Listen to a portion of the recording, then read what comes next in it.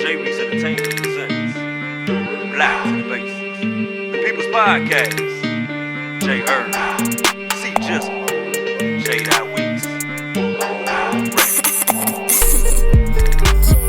Black to the basics, and no it ain't racist. Talking about what we're hated, getting underrated, thinking that we're uneducated. Black to the basics, 3 kings, 3 rings, that are talking about real life things, real life things. Old new sports news, black love, self-love, you choose. Black to the basics. Like I was saying, if black people just stick together, there's nothing that we can't accomplish.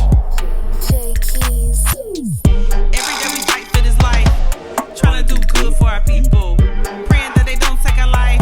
Every day is like good versus evil. Turn to the mic so we can talk about it. Vision so clear you couldn't see without it.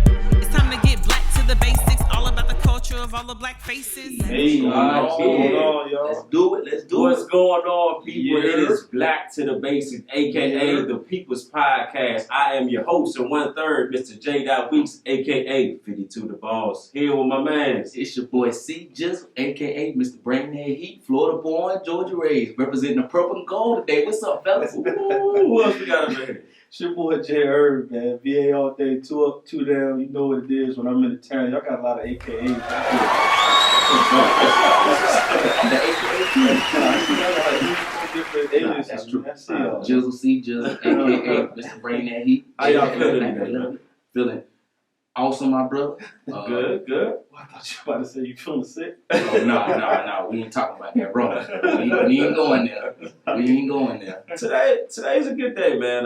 For me, last night I had an actually excellent night, so I want to shout out to the Raw Artists Organization. I got the opportunity to perform last night at the showcase at the Masquerade right here in ATL. Dope stuff. Really dope event.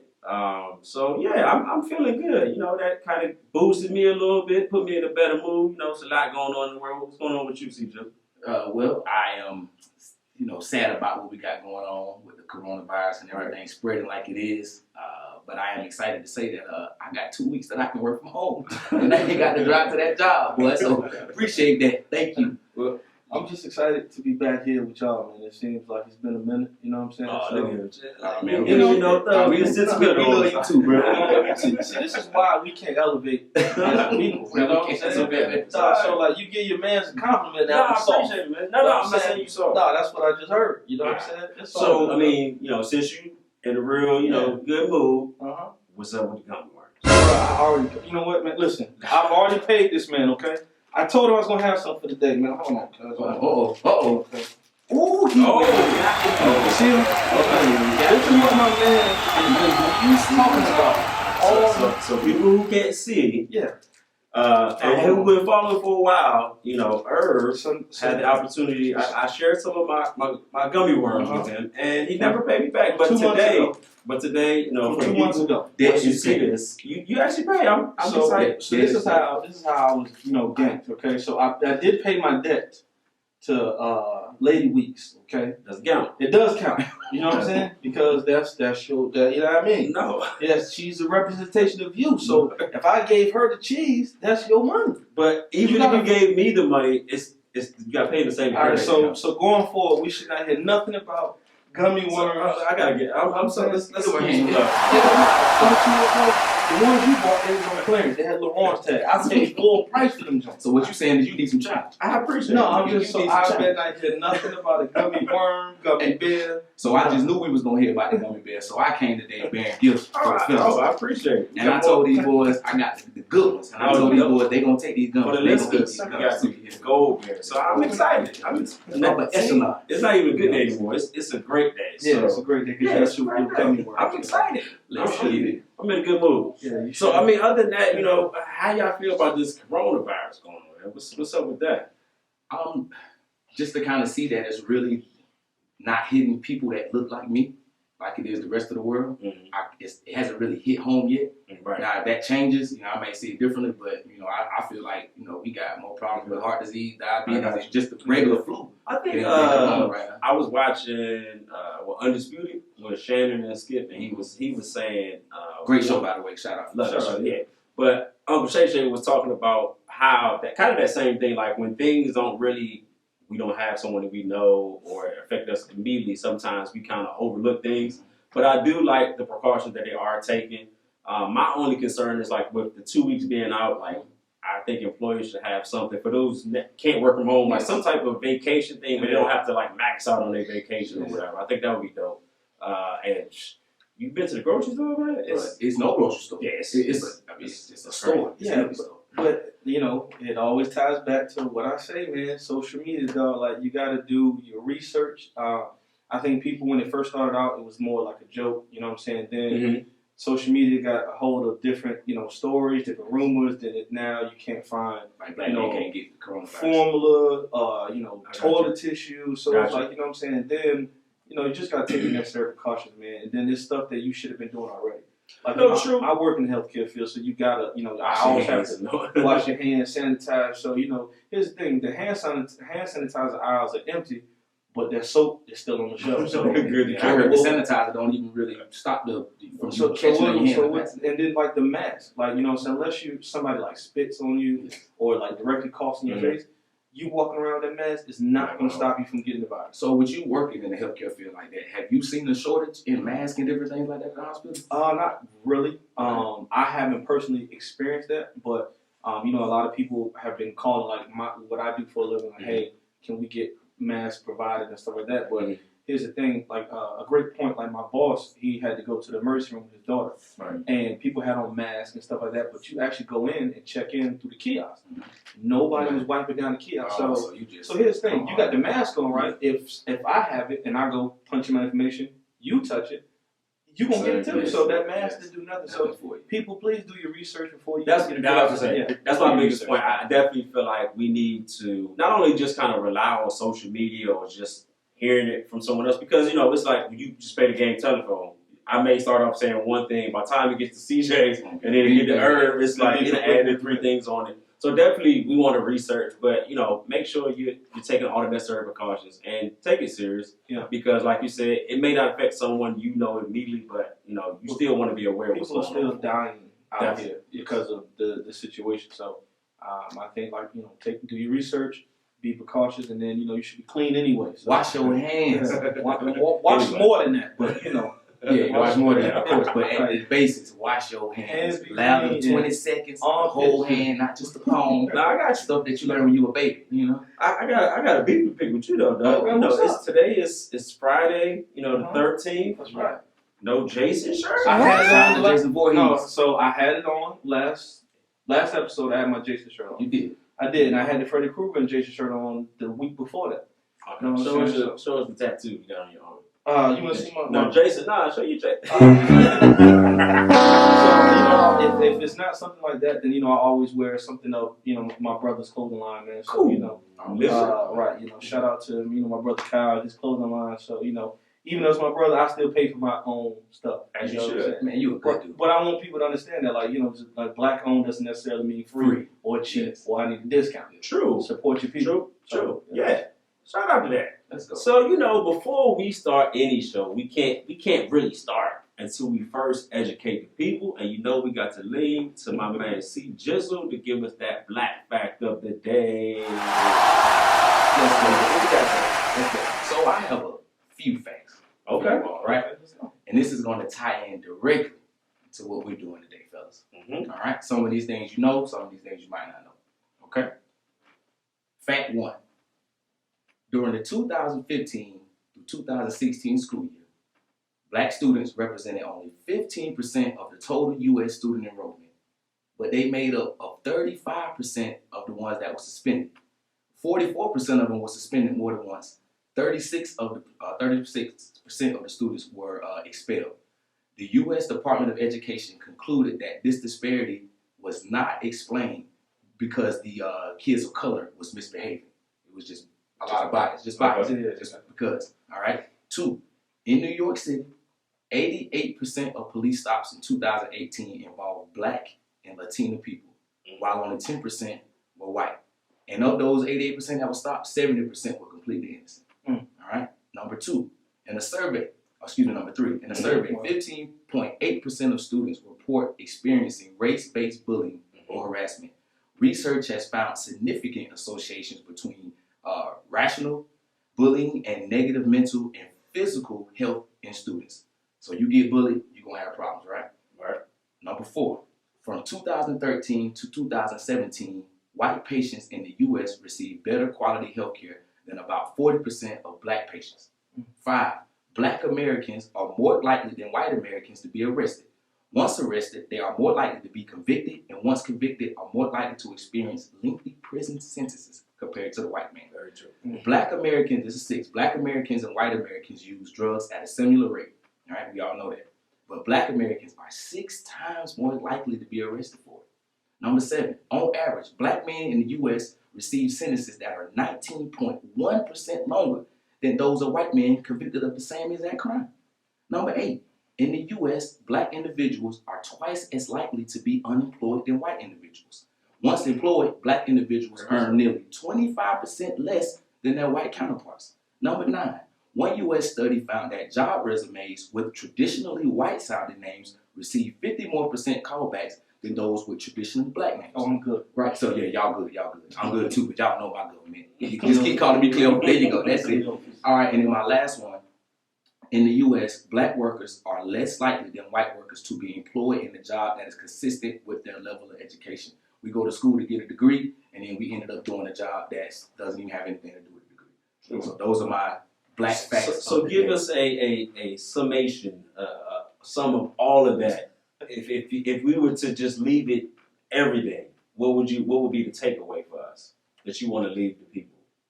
We get in trouble more in school for absolutely no reason. We are employed less. We make less money. We get arrested quicker. We go to jail for longer. It's just however you look at it, however you slice the pie. It's, and I hate to use the word fair, but it's unfair in America for a black man and a black woman in today's America. I appreciate the black fact of the day. We gave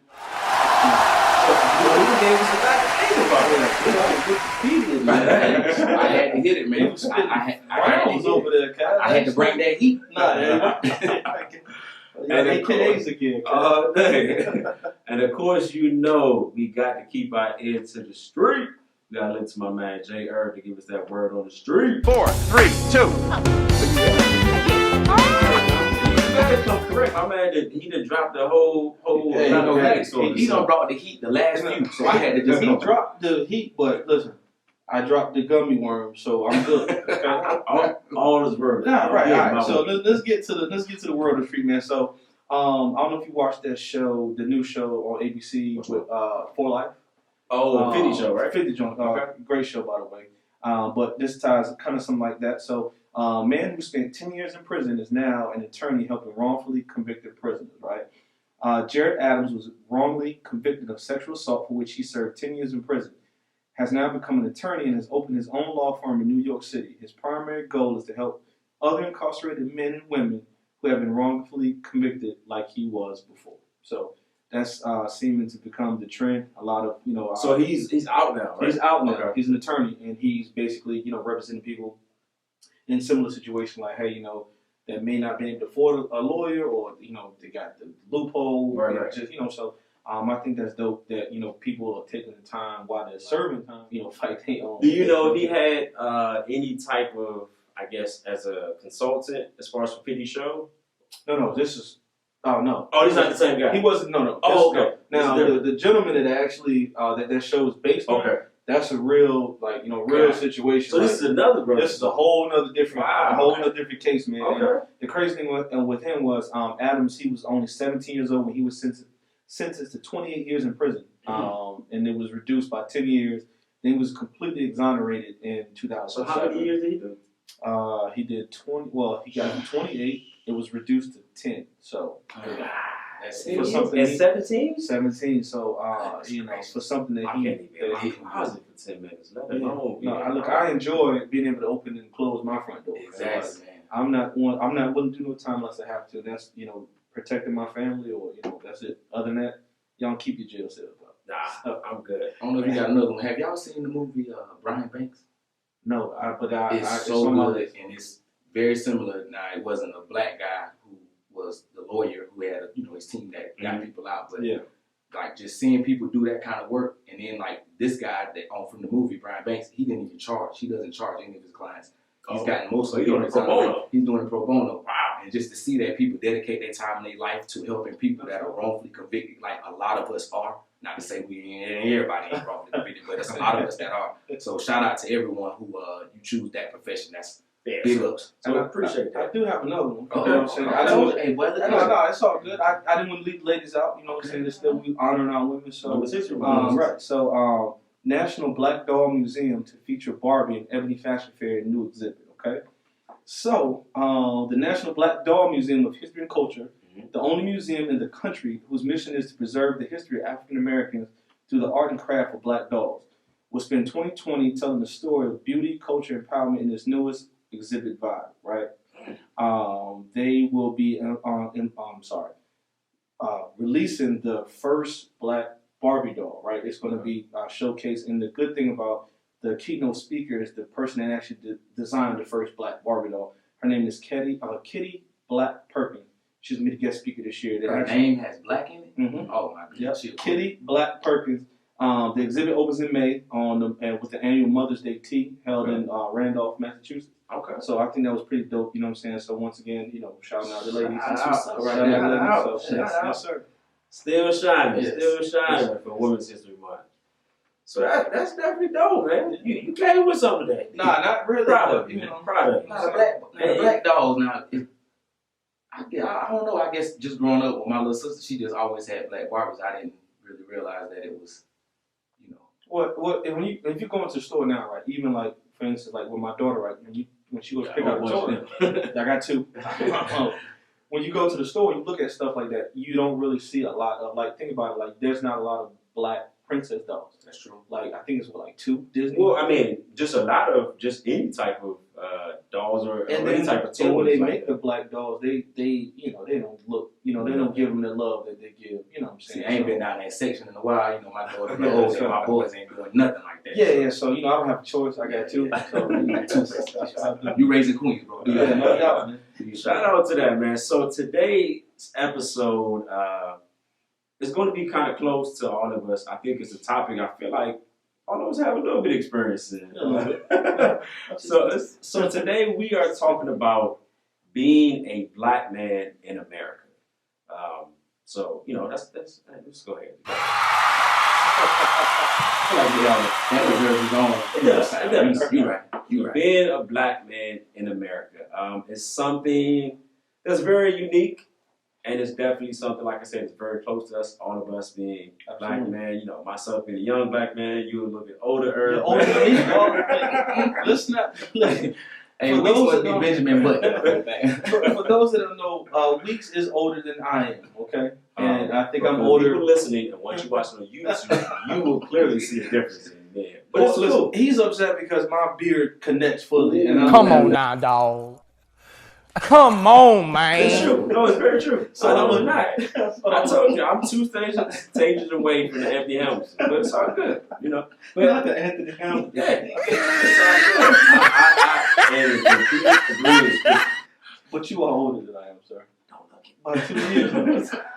So getting back to the topic of black man, being a black man in America, of course I'm gonna start with you, C Jizzle. What does it mean to you to be a black man in America today? To be a black man in America today, it means a lot. Like to see a black man thriving in this world, with the amount of obstacles and things we have in our way, like that's just a minute what we go through on a daily basis. To be a black man, I'm proud. I'm excited. I know that we have a younger generation that we have to look out for and make sure that we raise those kings the right way. True. Treating our queens the right way. Just kind of leading, man. Like, we set the precedent. Like, what we feel is cool becomes cool. What we feel is not cool becomes not cool. We set the trends. We set everything. Everything falls on us, man. We are the originals. Yeah. J. Irv. I'm just glad to be alive, man. You know what I'm saying? Just keep it real. Nowadays, that's actually that is a full-time job in itself. Just being a black man in America, we have our obstacles. we have our challenges. So I know for me, like anything I do, I try to work 10 times as harder because I know it's not going to come easy. Does that make it fair? No, but it's like I could easily sit back and say, well, I can advance because, I'm not this, I'm not that. So instead of taking that approach, I'm just going to outwork the next person in the room. So even if I do get overlooked, I know for myself, like, yo, you're not qualified. I did what I need to do, so I know what it is. So you say you just in general, you just are going to work harder just because. This is general. Because I know I have to, but it's just in me to just, that way when you do get looked over for stuff, it's like, I know for a fact, it wasn't because I didn't do what I was supposed to do. Correct. And it was right in my face. So, right there. Right there. So. Yeah, for me, I just can just dumb it down to just something simple. Powerful. It's powerful to be, black, be a black male. And like you said, we have a lot of different challenges, a lot of obstacles in front of us, a lot of adversity that we face. But I wouldn't want to be anything else besides a black No, man. not at all. And just to have that power and to know what you represent and to know that on one side, you might be feared for the wrong reason, but on the other side, you're feared for the other reasons. Like, wow, this dude is very powerful. Like, you command a certain response from people. So it's great. And, with that, in today's climate, and I'm going to come to you first, JR, with today's climate, do you see there being a big change as far as, like, in America, how the black man is viewed between, let's say, now and then? Not even, like, way back, but maybe even when you were younger. No. So like 90s, kind of same thing? Same. No change? No. No. Only change is, until recently, it just was hidden more. Like, you know what I'm saying? Okay. It's always been, like, we've always looked, even, like, as a young man, I've noticed, the intimidation that sometimes that, other people may feel because I am black. And then once I open my mouth and people realize, not only is he black, he's educated, he's not like your typical, rah-rah kind of that, then that makes people. So do you feel like America is threatened by a black man? Absolutely. I mean, it's no question. There's no question about it. What was the saying? The thing that scares them the most is an educated black man? Yes. I mean, it is kind of dangerous to be a black man that's educated because you possess something that, that's perceived as not being someone that would have. But you have to realize that potential of, like, so Correct. there's a lot of brothers out there that are very well educated, are articulate, but they don't know how to use their power for the greater good. It's almost like it's like a cocky kind of arrogant. That's not gonna get you anywhere. Like, you know what I'm saying? If you put that to some positive, energy, completely different ballgame. Well, I would say for me, I do feel there have been changes, and on some parts, both good and on bad. Like you said before, when you were younger, like you said, it was just kind of upfront, in your face. Now things are a little bit more overt. But on the more positive side, I think about things like, something that you're not a huge fan of, but things like social media, and just how it allows us to see much more, black people, black men doing things in particular. Absolutely. And I know before it was like, if you think about celebrities, right? And when we were younger, when you saw a celebrity, it was like, you couldn't access them. You had it was like if they were doing a movie or if they were a star, you didn't have access or anything to that. But then now, like, you can follow celebrities, like, you feel like I'm like, man, I know Will Smith ain't breakfast this morning, kind of thing. And you feel like you're kind of more connected to them. And I mean, and I say on one part, it's very good that you have that, but it can also be bad because you're so accessible to people. But I do like that from, being younger, that there's so many more opportunities in a different way. Because even you being a music guy, before, if you wanted to get on, you had to go shop your mixtape around, you had to sit in studios, get kicked out. Now you can record a song on SoundCloud and just get enough people to kind of follow it, get a nice dance trend behind it, and it's a great thing for you. So you have a little bit more opportunities for it. I have a question for you. Mm-hmm. As an entertainer, Yes. now with like the whole social media thing, and being able to be that proud black man, has that kind of altered at all? I know you've been an entertainer really your whole life. Has that altered kind of how you how you move, the kind of content you put out? For me, I love it because, again, when I started doing acting, so when I was 2 years old, I enjoyed entertaining my family. shout out to my grandma, rest in peace. She was, if I did a dance for my grandma, I had to do it forever. When I learned to Running Man, I did it front, back, side. That was my dance, and it was just to bring joy to not only my grandmother but my family. Anybody knows my family. I love the entertainment. So for me, just being entertainment, you kind of, when you're younger, you have an idea of what you're going to do. And now with the change of things, it's so much more opportunities. So that's changed my mind, because before you had to try to find, I'm going to audition for this person, do this and now. So now you don't really have that. And even with me, with having an entertainment company, it allows me access to much more talent. Shout out to JWE. JWE Entertainment. So even with my company, right?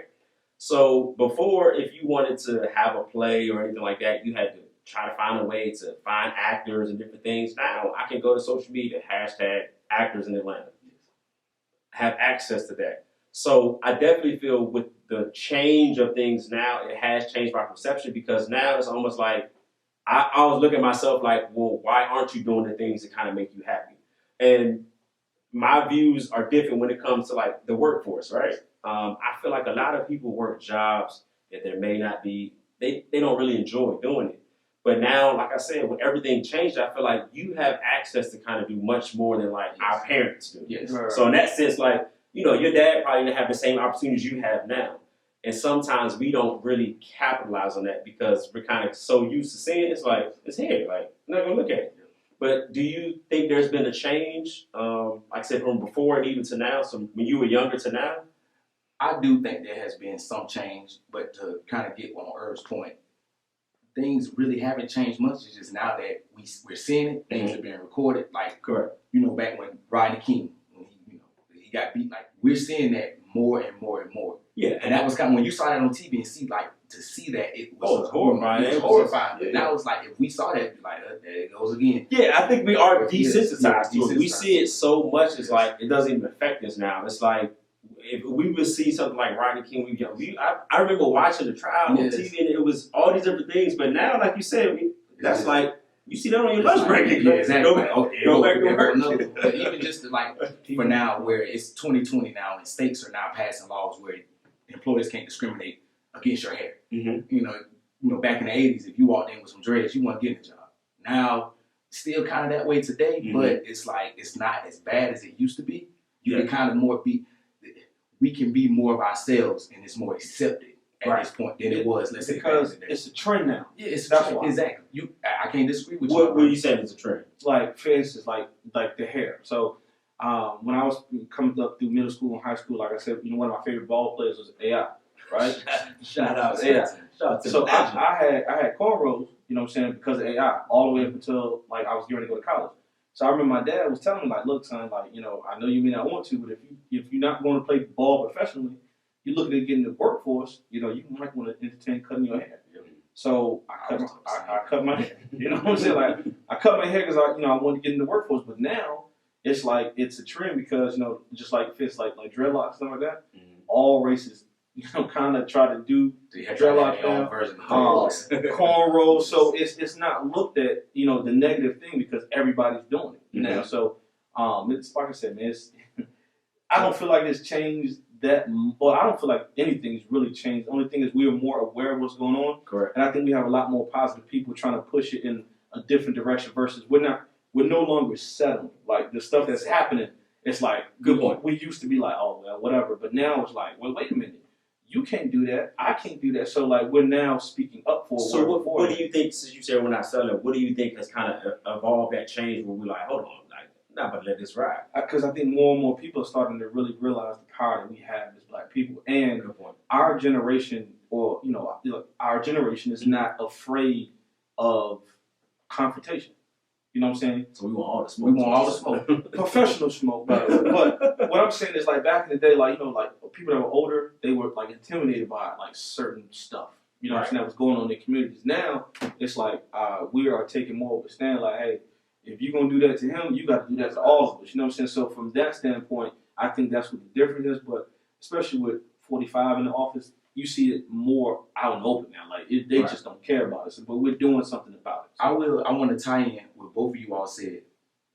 It's like me grew up in a small town about Austin, where I didn't see a lot of pro Black men who just loved being Black and was everything that was good about black, they just embraced it. I didn't see that. But now growing up, like you mentioned, social media.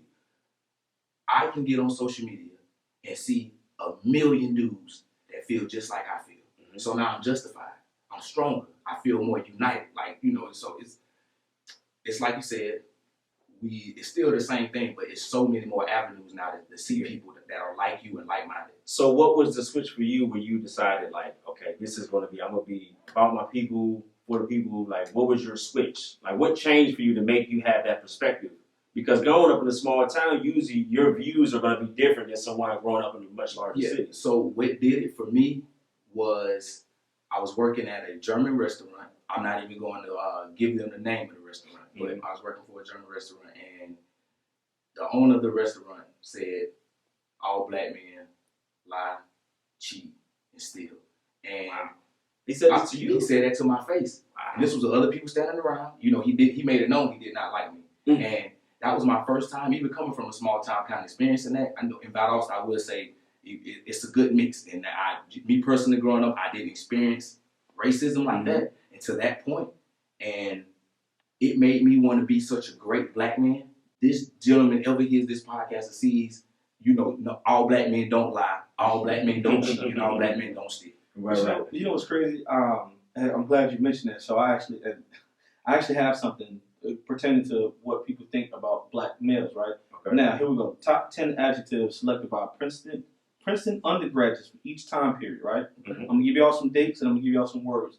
This is how it's evolved to your point as far as things have changed, right? Yeah, man. 1932, superstitious, lazy, happy-go-lucky, ignorant, musical, ostentatious, very religious, stupid, physically dirty, naive. 1950, superstitious, musical, lazy, ignorant, pleasure-loving. 1967, musical, happy-go-lucky, lazy, pleasure-loving, ostentatious, sensitive, talkative, superstitious, intimidating. From 2000 to 2007, loud, loyal to family ties, talkative, musical, very religious, aggressive, passionate, materialistic. Now, I just gave you all some different years. I'm glad they dropped lazy, because I only had to hear that one more time. I was going to fight. Well, you know, some of y'all are out there. You know, but no, what I'm saying is, right, so this is studies back from 1932 to as late as 2007. You see some of the things that are constant in each, era. Right. And this is from, like I said, this is how people sometimes view black men in America.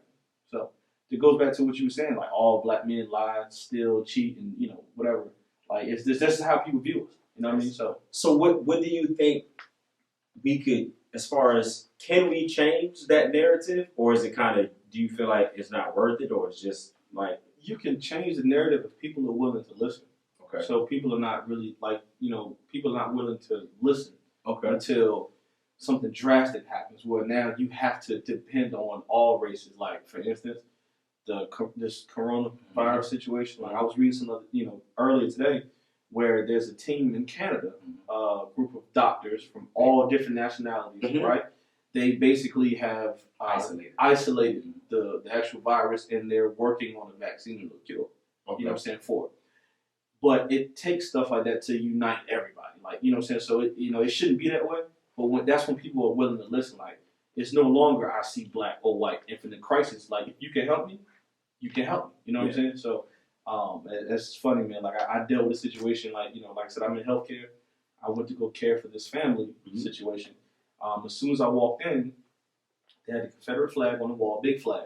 Right. The guy at the door had the Nazis swastika tattooed on his head. So I immediately text my wife my location, like, yo, if you don't hear from me in an hour, this will last. And that's the vibe I got. Right.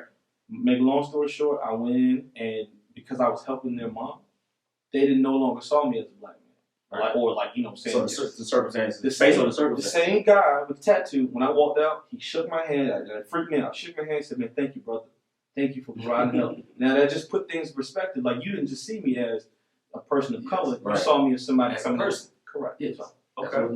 No. So what about you? What do you think we can do, or I don't think there's necessarily anything that we can do to change the minds of others. correct? All we can do is share that list with the younger generation and say, this is how they see us. And it's up to you to outwork this list. It's up to you to show them that it's not, even if the next 20 years, they might come out with another list and it's very similar. But like you said, when you know you put the hard work in, and you know you put the time in, you know that's not you. Like when hearing that, I know that's not me. Right. And that's still how they feel about us today, for the most part. It just is what it is. So we got to work to better ourselves and not necessarily worry about what they think. Yeah, and I feel like we also, I think we should share more. And I'm going to break it down when I say share more. A lot of times there's this misconception that, people say, well, black people they don't support one another. Like, we hear that so much, right? I start a business, people don't support. So I had an epiphany last night. So I doing my showcase, and there were people that were just coming up to me, hey man, it was so dope. And we got to networking and thinking. And it made me see that one of the ladies asked me a question, and she said, Jay the actor, she was like, okay, you do poetry. I've never heard of you. And I'm like, okay, I can't remember her name. And I said, well, I've never heard of you as well. And she was like, well, why is that? And I said, well, we haven't connected. People don't know. And the light bulb went off for me. A lot of times with businesses or when we start things, we're so quick to just follow that narrative of people don't support that we just get lazy and say, well, people not supporting me. A lot of people don't know. Think about when you start a business or you start any type of thing, we reach out to who? The people we know, right? Reach out to your friends and your family. Let's just be honest. The people you know are going to get tired of hearing the same thing. Right. So if you got 50 friends and you send it to 50 friends, they're going to get tired of saying the same thing. So what we have to do, it made me see, like, if I'm only going to the people that I know, of course, how can I expect my business to grow if I'm hitting to the same 50 people every time? Right. But if I step outside of that and say, well, let me get new people, then I can also increase. So it's not necessarily that black people don't support, but maybe they just don't know about you. And when I say share, we need to communicate those things a little bit more. Hey, you got this. Hey, Herb is doing this, this, and this. It may not be for me, or I don't know about this. Or when someone says, hey, I'm looking for a graphic designer, we should be able to tag that person, hey, let me link you with this person. You're right. I actually had somebody at work, because I'm like the pro-black guy at work, right? Mm-hmm. One of the few black men that work there, but I'm the pro-black guy at work. And I actually had someone come up and ask me, what's a black-owned toilet paper brand? Because I want to buy, since everybody buys this toilet paper, like we're talking about for the show, I want to buy black-owned toilet paper. And I had to sit back. I was like, I actually don't know that one. And I looked it up, and it's not something that comes right up on the Google search. So listeners, our loyal supporters, if you know of any black-owned toilet paper or paper towel company, please let us know. Yeah, message us, Facebook, Instagram. We would definitely share. And any black business, if you're doing something, message us. We would definitely want to share. But I really, it just hit me last night. Like, we are hitting the same people and expecting our business to grow. I'm selling fish plates and I'm hitting to the same 50 friends that I got, and I'm mad that my business is not growing. I can't hit the same people and expect to get different results. Bro, you're going to stop bringing up food. This man had me go to touchdown wings. Now he's going to have to go get me some fish. So you briefly talked about, and also you with your experience, at what point, and when I say this, we obviously know we're black, but at what point did you have an encounter to kind of let you know, like, hey, you black, there's a difference in you? I'm going to bring it right back to you, Caesar. Now, long time ago, I can't even remember the year, we went on family vacation. It was me, my mom, my aunt, my grandma, my little sister. My aunt is married to a white man. So we all sitting at the same table, and the waitress comes over to my mom and says, with this party, I guess it's going to be so much gratuity. And so my mom looks at the lady and was like, well, why are you telling me? Why you didn't tell him? And the lady says, oh, because black people don't tip. Wow. Now, I was a kid, and it didn't go over my head. I was like, wow. And being young, and I'm like, man, I really didn't like, people feel that way. And I know every Sunday we had a tradition where we would go to Red Lobster or Morrison's, which ended up becoming Piccadilly. But my grandma and mother used to tip very well. I used to see the money leaving on the table. I'm like, oh, but that's almost what the ticket is. And they taught me, from a young age that you got to take care of the service because they don't make much. But to hear somebody just assume, and when she came straight to my mom, now all the people at the table, she came to my mom and said, the gratuity is this. And, you don't have to tell the white guy because, white people tipping black people. Wow, that's crazy. That's when I, as a young man, was like, I'm a black man. I'm black. You knew right there. Yeah, that had to change everything from that moment. It did, man. As a kid, I've been pro-black for a while. What about you, J.R.? So there was a situation when I was young, right? Dealing with my father, Curtis. So he used to work for a cell phone company back in the day, right? Mhm. And the kiosk was inside of Walmart. Now my dad used to work on time. You know what I'm saying? Did his job, very professional, well put together young brother, right? One day he went to go get a bag of chips, right? And there was some customers at the kiosk. Now I don't think he ever knew that I knew about the store, but I did. He was rushing back to assist the people. He had the bag of chips in his hand. Now, mind you, my dad's been working for them for X amount of years, working for this company inside of the store. All right. They called the police on my father, said he was stealing. Now, mind you, this is like a 25-cent, like I'm talking about a little bag of chips. He's like, listen, the money is right here. You can see I was literally going back to the cash registers from where I'm sitting to where CJ sitting at. Like literally, you can see About 4 or 5 feet. not even close. So you can literally see that that he didn't leave the store. Right. He was returning to assist these people at the kiosk, and when he came home, he was just all broke up, like crying, like upset because they tried to make him seem like he was stealing. So I knew then. I'm like, okay, no matter what you do, you're gonna always be looked at as a thief or stuff like that. So that just let me be more aware of what my surroundings. So you see it all the time. You're out in public, and I mess with people all the time because when I know you looking at me, I'm gonna do something to make you uncomfortable because you shouldn't be looking. I might like just out of nowhere, like Tourette syndrome, just to piss people off. You know what I'm saying? Or I have a thing where if you're staring at me, you make eye contact with me longer than 2-3 seconds. What's up? How you doing? I'm gonna speak to you. I'm gonna acknowledge that. Hey, I know that you're staring at me. You might want to turn your face or let's have a conversation. You want to know something real fun? What's that? Walmart, right, has security guards. They call them 99s. I used to work for Walmart. I know it's 99. If you ever hear 99 on the walk, that's the secret shoppers who walk around trying to watch you stealing. Right. I sometimes like to go to Walmart and try to pick those people out. I saw a YouTube video about it. It was hilarious. Husband and wife, they had a good time doing it. So you kind of go in and they're already looking at you anyway. Right. You know that going in. Mm-hmm. And I'll not necessarily give them reasons to follow me, Right. but kind of look suspicious for the most part. And then when they get close, and I love to get up to them and say, "What's up, 99?" And they'll look at you like their eyes are get big, like, yeah, I know who you are. You might be careful nowadays. So Right. you're not trying to get shot. What about you, Weeks? I know you got something that was very. Oh man, I've had quite a few, but I think probably one of the most, I'll say probably the most scariest encounter I had was my sister was getting married in Maryland, and so I was driving from Atlanta to Maryland, so 10-hour trip, and I was bringing back my niece and nephew as well as my 2 kids, my wife, from the wedding. So I rented a minivan, which no one likes to drive a minivan. Slide them up. Right. So it had the automatic doors. It had the automatic. But yeah, Did it open or did it slide? it slid, man. Come on, man. It's a minivan. Sock them up. So I'm driving on 95. I cross the Georgia state line to South Carolina. Mhm.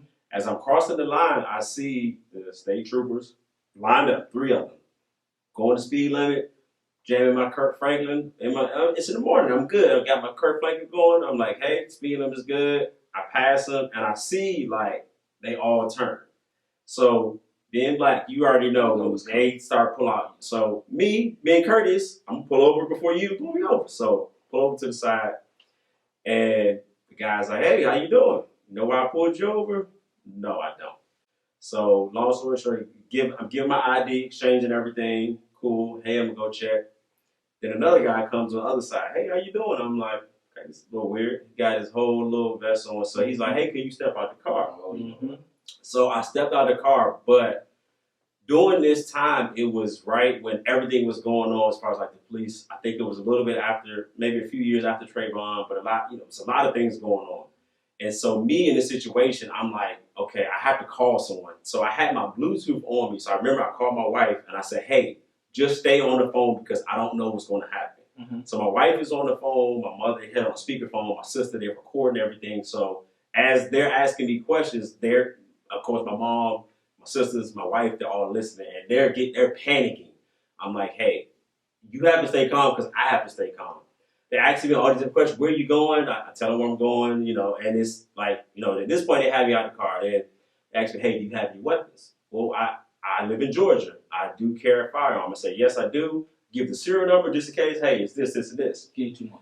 And so, what happens then, this is where it kind of got scary for me because the guy says, okay, well, go ahead and get it. Oh, no. And I'm like, well, why would I do that? Like, I'm not going to give you a reason. And the climb is very high. So at this point, I'm like, no, I'm fine with it. So you can go ahead. So the guy asked me, like, is the gun stolen? I'm like, no, it's not, sir. The serial number is this. You can look it up. Yeah. Other guy comes over. So while he's going to check to see if, this weapon is stolen, I'm still, of course, on the phone with my mom. And you can tell he's trying to find anything. Have you been smoking? No, sir, I don't smoke.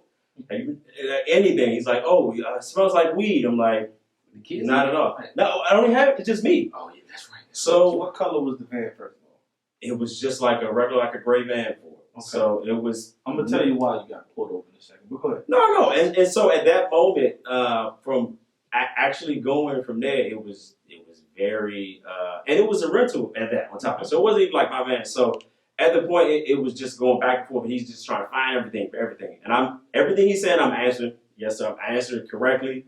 I'm not moving my hands, making sure everything's straight. So finally, after maybe 10 to 15 minutes down on the side of the road, of course, finally he said, all right, well, I'm going to let you go with the warning. I'm like, well, you never even told me what you pulled me over for. So nothing. So I get back in the car, and of course, I'm talking to my wife, and they're in sheer, terror. My So heart beating right now, just hearing the story, bro. And I knew it already. yeah, so Y'all, I know y'all gonna think I looked at y'all research, but I got some to tie into what. Yeah, go ahead. I know nothing about your story, go but ahead. the reason why he was pulled over, one, he was in a rental. Yeah. Right? Two, what time of day was it? It was in the morning, What time? Like early morning? like 9, 10 o'clock. You was bumping Kirk Franklin. Okay, that's the first thing. And you probably look like you was moving keys across. No, and No. I get it. No, I'm just saying. So this is what they're probably thinking. Like, okay, Of course. this man is too happy in the morning. Right. Listening to Kirk Franklin. I believe it. You're in a van with the sliding door. Right. I know he got something. And doing the speed limit. You know what I'm saying? He's trying to be cautious. Right. So for me, that was a very, very scary moment because, like I said, the climate was very bad at that time between black men and police. So it was nervous. I also think though, but if it was a person of other color, they probably wouldn't have stopped him. No, not at all. They probably thought he was going on a fishing trip, something like that. But Yeah. you probably was in the car with your bow tie on. You just looked like you probably he just looked like Yeah. there's no way you know what I'm saying that clean. He's that clean driving a minivan or a sliding door first thing in the morning. Yeah, it was very scary. And the only other one I had worse than that was me and my cousin. Right, I just graduated high school. My cousin comes to visit me in North Carolina, and we're at the bus stop. And a guy walks in at a restaurant. I think it was a restaurant, and they walk in, walk out. Two police cars come up. We just at the bus stop, mind our business. And a guy walks up, say, "Hey, how you fellas doing?" We're like, "We're good." They're like, "We're just gonna let you know that this place just got robbed, and you two fit the description." We're like, because I'm black. I'm like, what? And they start asking. Mind you, I'm like 18 or something like that. It's I hard just not to get graduated. an attitude. Like, it's hard to try to. So stay yeah, humble so and I mean, do something like that situation was just even then still just like there's a point where police and a black man it's a very dangerous climate for them. And being young, you don't know what to do. You have all these things to say, hey, this is what you do. It's sad that you really have to teach your kids and show, hey, make sure you're doing this, this, and this. But it's not a good feeling. It's definitely not a good feeling. I got one. I hate to No, jump in. good, but good. I was at a gas station. Our bus stop was at a gas station. This young white lady goes and gets gas, and she forgets to close the tank back. She forgot to put a little cap in. So she pulls up to the stop sign, and me and a homeboy of mine was trying to flag her down. Right. To tell her, like, hey. So we're waving, and we like walking towards the car, not even running. And this lady like rolled through the stop sign and just like speed off, almost got into a wreck. And I'm assuming she's assuming that these two black dudes gonna rob her. And like all we was trying to tell the lady was, hey, you didn't tie your gas cap up. Yeah, It's crazy. Just a little fun fact. So in the United States of America, where we live in, okay, African Americans, males, are 2.5 times more likely to be killed by police than white people. For black women, the rate is 1.4 times more likely. That means roughly about 1 in 1,000 black boys and men will be killed by a police officer in their lifetime. For white men and young boys, the rate is about 39 out of 100,000. And you know what probably be even more staggering? If you had the numbers on the people who did absolutely nothing. Correct. Just Yeah. innocent. You know what's funny? I got something for that too. I'm just Okay. I'm just flowing today. So you the fat guy today. I'm just flowing today because I knew my man's gonna bring up the gummy worms today. So Let him use you, man. Go ahead. no. I'm just saying. So I'm just gonna throw out some names. See if these names sound familiar. So excuse me for pronouncing these names wrong. Aaron McCree, Terrence Franklin, Miles Hall, Darius Tarver, William Green, Samuel David Mallard, Kwame K.K. Jones, Devon Bailey, Christopher Whitfield, Anthony Hill, Eric Logan. The list goes on. This is about 76 black men or young males from ages 11 all the way up to 65 that have been shot and killed by unarmed. And all of these cases have been either mistaken identity, wrong place, wrong time. And the one thing that's in common, all of these gentlemen were unarmed. That is sick. And that takes us right to the next thing. Like, what are some of the challenges? I mean, because it's not easy being black and a male in America. But what are some of those challenges that you face? CJ, we'll start with you. Just being a black man in America, just on a regular basis. Well, besides what Herb just listed, besides the 10 things that I gave, man, I'll give a real good example. A couple weeks ago, it's been about a couple months, a police officer pulled me over and claimed that I ran a red light. His reasoning behind knowing that I ran a red light was you were in the middle going through the crosswalk and my light turned green.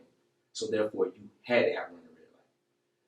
I wanted to kind of go back and forth with this officer a little bit. Like, bro, I didn't run a red light. Now, I was driving below the speed limit because I was talking to my son just running my mouth. Mm-hmm. And I really wanted to give this officer the business. I look over at my young son, and he's terrified. Right. I mean, literally shaking. Like, he had the flu. He was shaking, and it broke my heart. I had to, of course, relax off the officer, hit him with the yes sir, no sir kind of thing, just to get him on, make sure nothing happened. But my son was shook. He was shook for days after that. And it made me realize, like, okay, I know I'm a little bit more versed and know what I can and kind of can't get away with. But to see how afraid that he was, it just let me know, like, I have a lot of work to do when it comes to teaching my sons about not being afraid, because, I do look up a lot of things and I do share with my son almost everything that I realize, I look up, but I got to kind of, not necessarily filter it, but kind of deliver it a different way to him. Yeah. And kind of show him that, you don't have to be afraid, son. It just is what it is. Right. Yeah. Oh, well, I'll go. So, shout out to my brother Lenny. This happened. We were like 12. I'm 12. He's 11. We had some cap guns, right? And what we did was we took, the cap guns back in the day used to have that orange. Yeah, a little paper one, right? No, the little. the round ones. Right. Okay. No, so I had a Desert Eagle. It looked very real, right? But it had a little orange barrel on the front. Oh yeah. So we took the barrel off, right? really? You know what I'm saying? We're out front. We're playing in front of the house. There's this cop that rides by on a bike, but we didn't know it was a cop.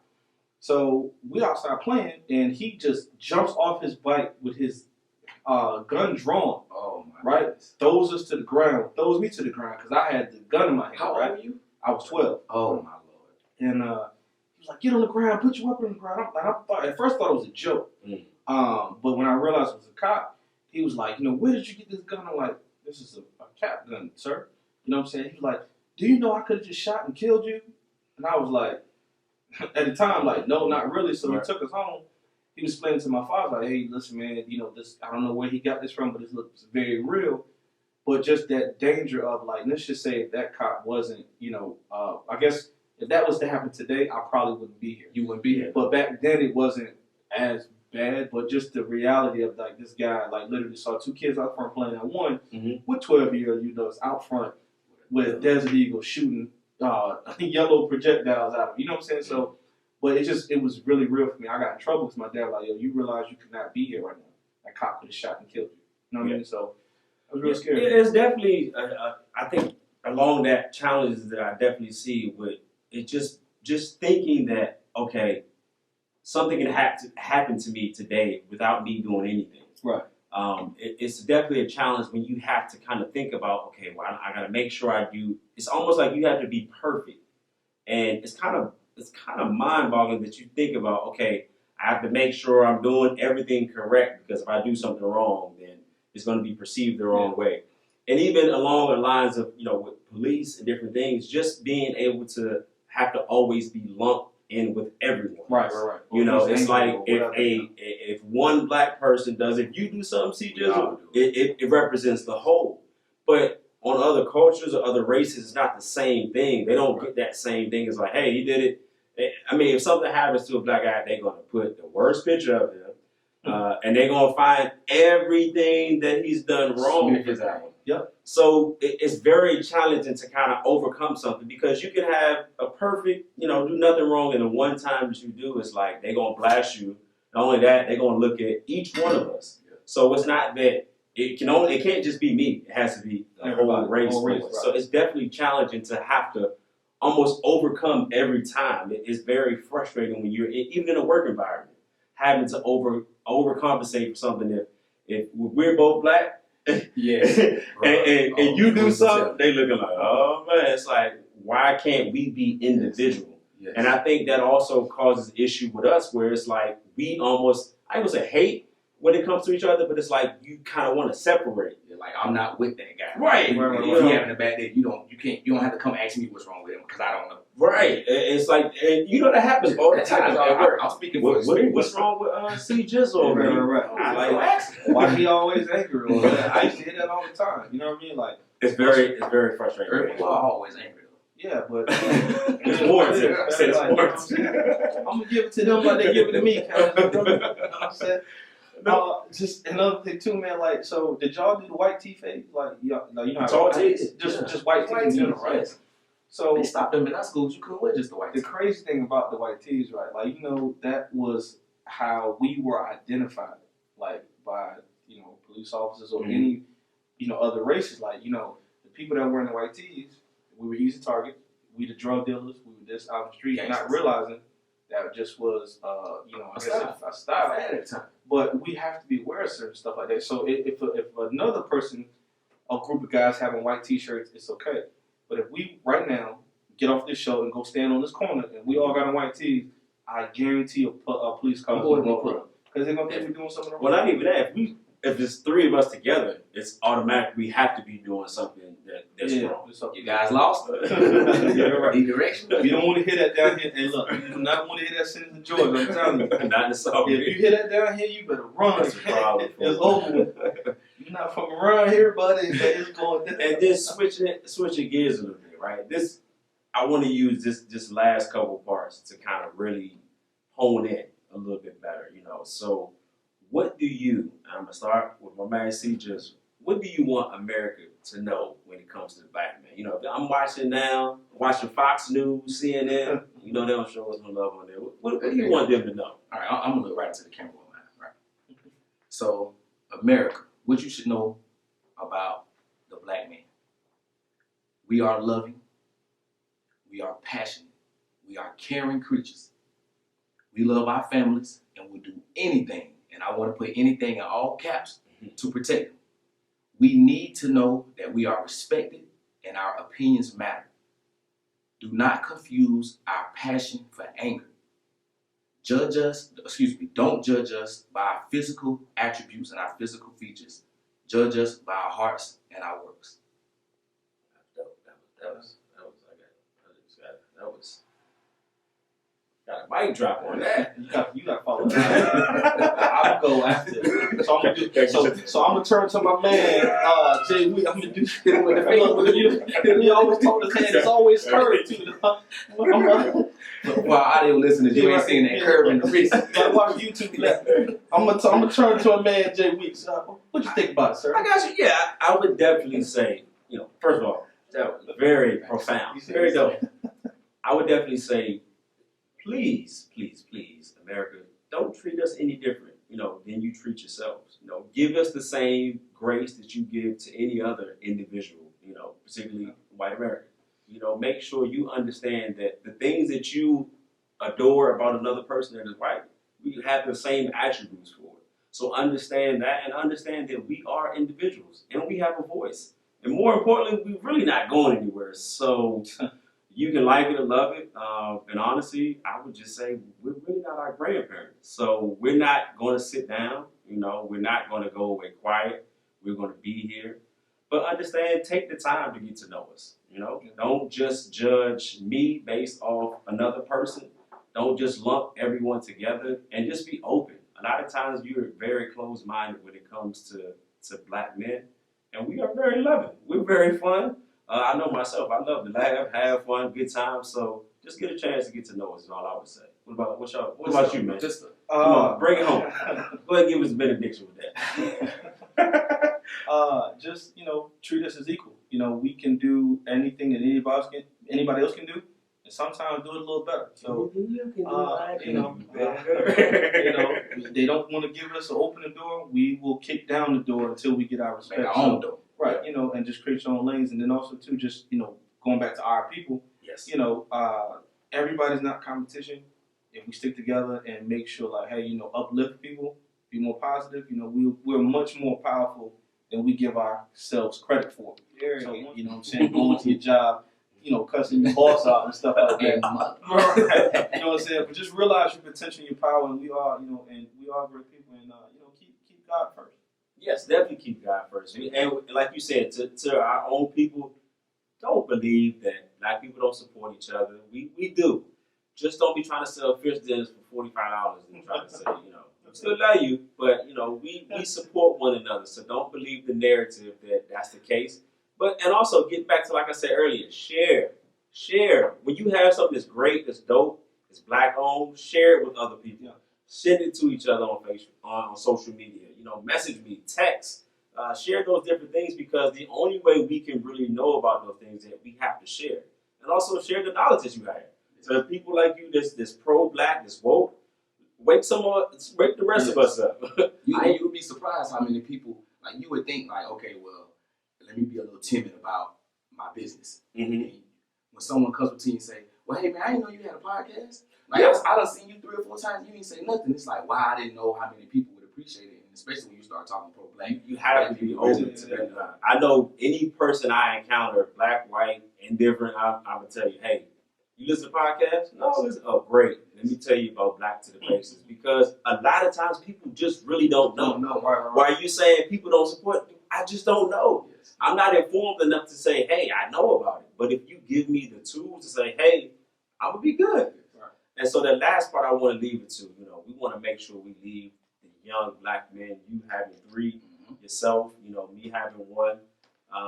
What do you want to say to the younger black men? You know, what do you want to leave them, or what advice do you have for them just being black in America? Okay, well, I got another one. You have to learn quickly that life isn't fair. A fair is where they judge pigs. The moment you expect life to be fair for you, you already lost the battle. Be prepared to be the best of the best and expect to be given nothing. That's what I can leave with. Definitely. I would. And then we're going to go back to Irv now.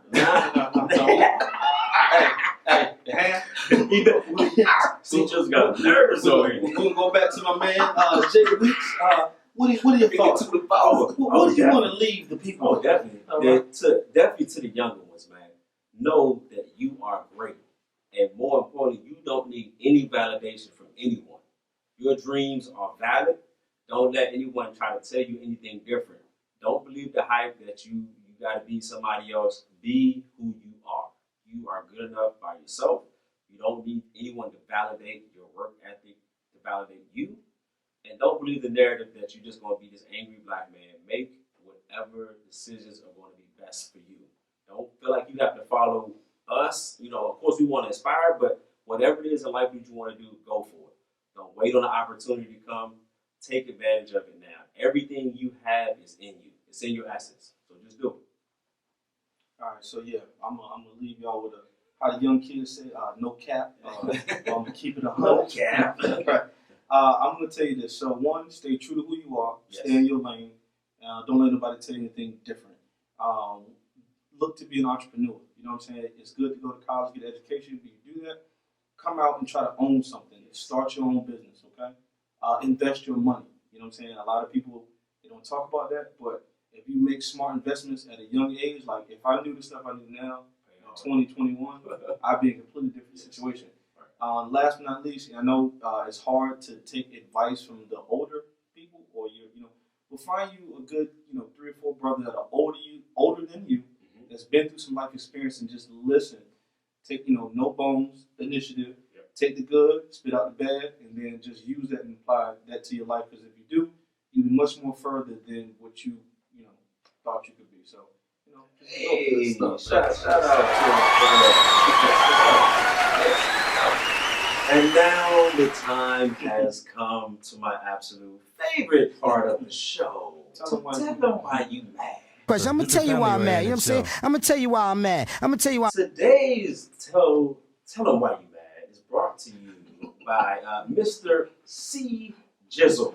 Hey, Tell us why you mad, sir. For the audio listeners again, I'm laughing because Irv just hit me with that wrist. No, That's it's that week's wrist. Week's wrist. That's the week's wrist. We coined it today. That's coined. All right, so I have one that I know all of you all can agree with. Everyone who's watching, everyone who's listening, you all gonna agree with this. What makes me mad is people who think they know everything. And I told you you was gonna say that. No matter the topic, you can bring up sports, you can bring up the coronavirus, you can bring up child support, adoption process. No matter what it is, you got these people who just think they know it all. Even if they be completely clueless, they'll still try to talk, and it's like, just give it a rest. Some things that I tell my kids and even my wife sometimes, relax. You gotta separate, bro. We gotta breathe. Relax. You jump into every conversation, you look like a fool. So it bothers me. Well, your eyes twitching. What is it? It bothers me to my core. When somebody don't talk about Forrest. So yeah, man, it just bothers me, man. Like it's. So you talking about the people that always are you talking about the people that always got something to say, or the people that always feel like they got knowledge on whatever you talking about? I'm a good mixture of both. That's the people who I'm talking about. The people who always have something to say, and then in their mind they are adding substance to a conversation. Someone who, let's say me and you having a conversation, yes, and Irv has absolutely no clue what we're talking about. And he feels so compelled to try to jump in that he's gonna jump in and just start talking. Yeah, it's like, bro, you have no idea what's going on. Right. That grinds my gears. No, I got you. I'm gonna take it one step even further than that. You know what even bothers me even more than that is the people that always got something to say, no matter, and they try to one up your story. Oh. You could be like, yeah, me and the wife, we had a nice vacation, we went such and such. Well, I went to such. Okay. Yeah, man, you know what I'm saying? We was at the Sundown Restaurant, it was dope. Well, we went to Rupert's and like, dog, let me have my moment. Like, oh my God. Like, you just gotta laugh at people like that, man. Yeah, you gotta laugh, but dog, it's just annoying. I know, but it's funny though. So so for me, I'm just petty. Like, I'm a Cancer, 50 Cent, we petty. What does that even mean? I'm a Cancer. Like, we are petty people. Right? Charlemagne the God, we're petty people. Like, the list goes on. So when people are doing something, you just gotta just laugh at it, and then just hit them with a fact and say, wait, you know what I'm saying? That you didn't go nowhere, shut up and keep on talking. Point blank. So you just hit them with another fact. Yeah, because 9 times out of 10, if somebody tries to one up you, more than likely, like, I've been privileged to go to a lot of places and experience a lot of things. So 9 times out of 10, wherever you say you went, I've probably been there, or let me have a moment. I'm like, hey, I'm gonna let you finish, but let me go ahead and have my moment. So I definitely can agree. I told you I was gonna agree. That just make me sick. That made me sick. So shout out to that. I better not try to one up nobody on the show. So remember, like, remember you told them why you mad? Hit him with the week's rest. I came in last week and was a little under the weather. This week, Irv gonna one up me. He brought the Rona. No. Look. Let me tell you something. This show right here has been very difficult. I'll tell you why. Y'all been having to cough for the last 45 You've been doing so good too, but I've been watching you on the back. We don't need no cost. So we gonna go ahead and end it now. That's when trying to laugh or get too excited. I do want to say before we go though, take necessary precautions when it comes to this coronavirus. Make sure you're watching yourself, your kids. If you have to go to work, if you ain't feeling good, please don't be sick. exposing other people to you not feeling well. Whether it's the flu, cold, stay at home. Make sure you take the necessary precautions. Don't be buying up all the toilet paper. Save some for the rest of the people. Yeah, right. So, man, come on, man.